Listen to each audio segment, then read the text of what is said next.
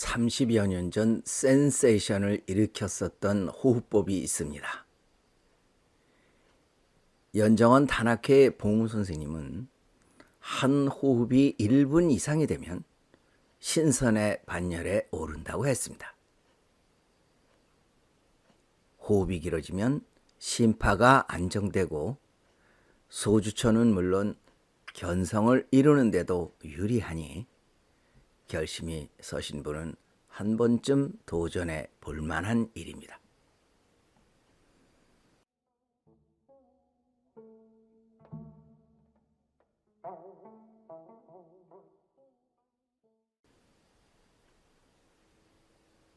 단학을 이야기하자면 그 중심에 호흡 시간 늘리기가 있습니다. 평상시 때 보통 사람의 호흡은 들숨, 날숨을 합쳐서 보통 3초이며 긴 사람도 5초를 넘기지 못합니다.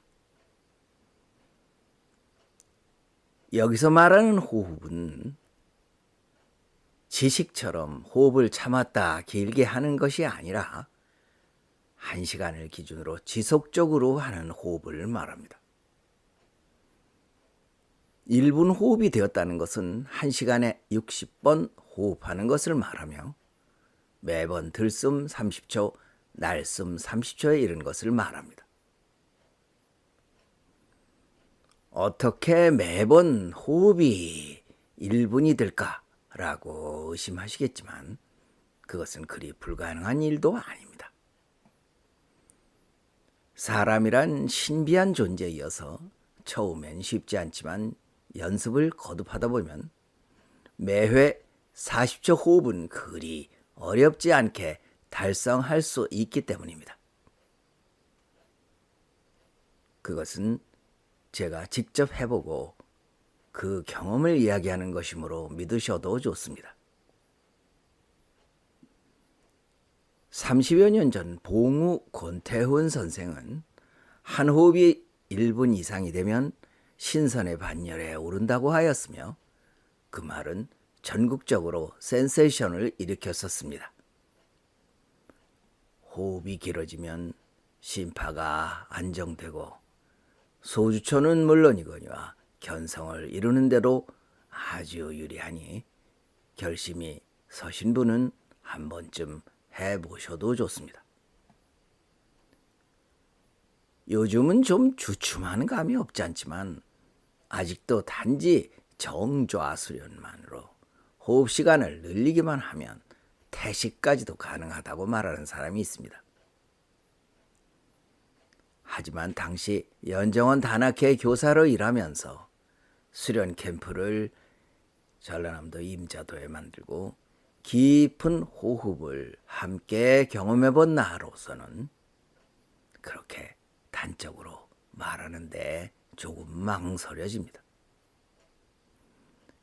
당시 열심을 내어 1분대에 이르렀고 그 이상에 이르러 갔었던 사람들 대부분이 어려움을 겪었기 때문입니다. 몸의 조건이 문제입니다. 몸이 긴 호흡을 소화해내지 못하면 상기병 등 큰 문제를 불러온다는 것은 그 후 상당한 세월이 흐르고 나서야 정확히 알게 되었습니다. 봉우 선생님이 어린 시절부터 수련을 시작하였기 때문에 무난하게 넘어갔는지는 모르겠지만 평소 몸 관리를 거의 안 하고 지낸 사람으로서 억지로 호흡 길이만 늘리려 했다가는 몸에 이상이 생기는 것이 당연한 일이기 때문입니다. 나 역시 그때 2분대에 이른 후 한동안 어려움을 겪었습니다. 인체의 메커니즘에 무지했기 때문이죠. 찾고 찾아서 소주천을 완성한 선생을 찾아 외당공을 전수받고 나서야 기운이 제 길을 찾았습니다. 그 후 깨우치게 된 것은 몸과 호흡 그리고 정신이 상호 콤비네이션을 이루어야 한다는 것이었습니다. 그것을 선도에서는 정기신의 3조 내지는 성명쌍수라고 합니다. 나는 곁에서 그분, 즉 봉우 선생님을 가까이 모셨으면서도 그분으로부터 별다른 몸 다루는 법을 배운 적이 없습니다. 당시 90세를 코앞에 둔 그로서는 직접 타인에게 시범을 보이기가 무리였는지도 모르겠습니다. 긴 이야기는 하고 싶지 않습니다.